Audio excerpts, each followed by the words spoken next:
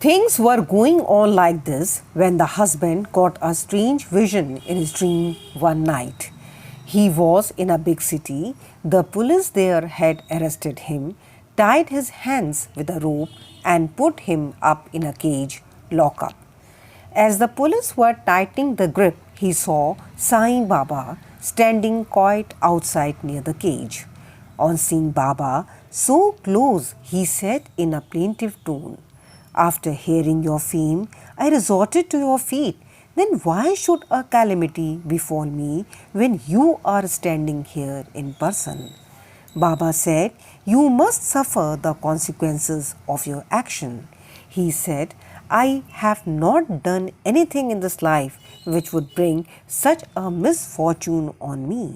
Baba said, "If not in this life, you must have committed some sin in your past life."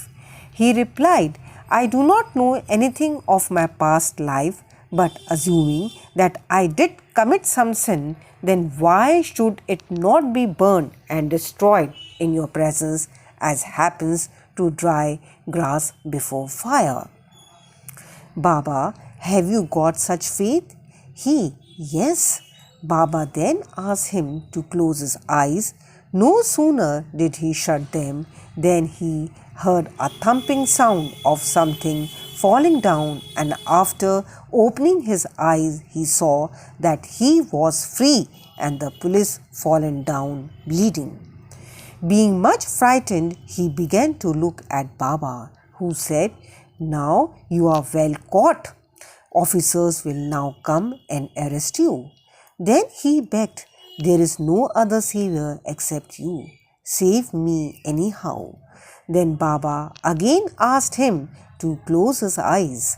He did so, and when he opened them again, he saw that he was free out of the cage and that Baba was by his side. He then fell at Baba's feet. Baba then asked him, "Is there any difference between this namaskar and your previous ones? Think well and then reply." He said, "There is a lot of difference. My former namaskars were offered with the object of getting money from you, but the present namaskar is one offered to you as God. Besides, earlier I thought resentfully that you, being a Mohammedan, were spoiling us the Hindus. Baba, do you not believe in your mind in Mohammedan gods?" He said, "No." Then Baba said, Have you not got a Panjai emblem of hen in your house?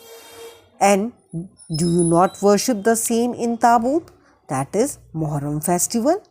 Also, there is in your house another deity by name Kad Bibi, whom you propitiate and appease on marriage occasion and other festivals. Is it not so?" He admitted all this. Then Baba said, "What more do you want?" Then a desire arose in his mind to get the darshan of his Guru Ramdas, when Baba asked him to turn back and see. And when he turned around, lo, Ramdas was in front of him. No sooner did he bend to fall at his feet, Guru Ramdas vanished. Then he inquisitively asked Baba, "You look old. Do you not know your age?" "Baba, what do you say? I am old? Just race with me and see." On seeing this, Baba began to run, and he too followed.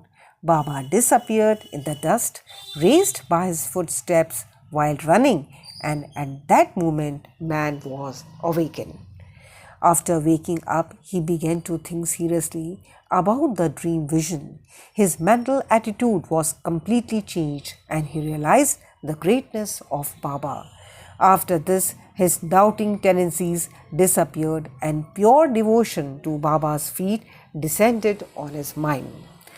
The vision was a mere dream, but the questions and answers therein were most significant and interesting. Next morning, when all assembled in the masjid for the arti, Baba gave him as prasad 2 rupees worth of sweetmeats and also 2 rupees from his pocket and blessed him.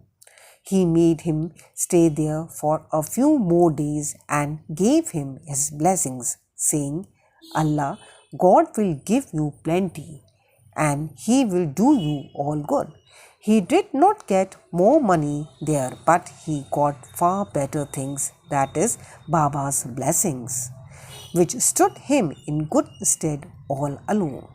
The party got plenty of money afterwards, and their pilgrimage was successful as they did not suffer any trouble or inconvenience during their journey.